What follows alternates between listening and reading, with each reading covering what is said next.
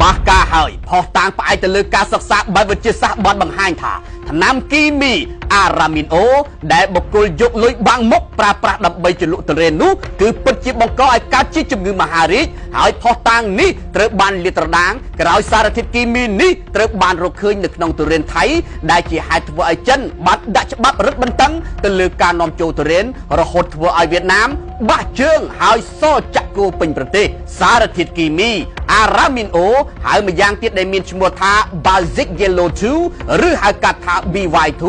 ជាធម្មតាគឺគេប្រើប្រាស់នៅក្នុងឧស្សាហកម្មជ្រលក់ពណ៌ដូចជាជ្រលក់សម្លៀកបំពាក់ជាដើមប៉ុន្តែការប្រើប្រាស់សារធាតុនេះនៅក្នុងចំណីអាហារគឺมันមានសុវត្ថិភាពទេហើយវាត្រូវបានហាមឃាត់ទៀតផងយោងទៅតាមផុសតាំងវិទ្យាសាស្ត្របានបង្ហាញថាការប្រើប្រាស់នៅក្នុងចំណីអាហារច្បាស់ណាស់សារធាតុគីមី Basic Yellow 2ប្រកបជាបង្កឲ្យកើតជំងឺមហារីកមិនថាមនុស្សទេសូម្បីតែសត្វក៏កើតជំងឺមហារីកដែរឲ្យតែសារធាតុនេះបានចូលទៅក្នុងខ្លួនញឹកញយនៅក្នុងចុងឆ្នាំ2024រដ្ឋបាលគយចិនដែលហៅកាត់ថា GACC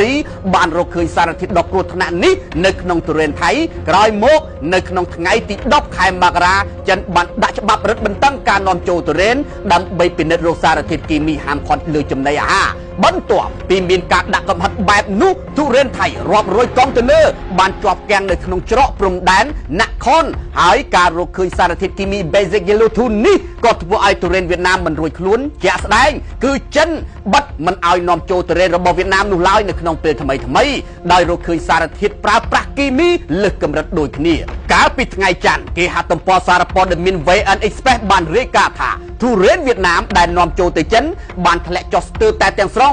គឺធ្លាក់ចុះ 74% បន្ទាប់ពីកាប់លុយពីចិនរហូតដល់ $3,300 លាន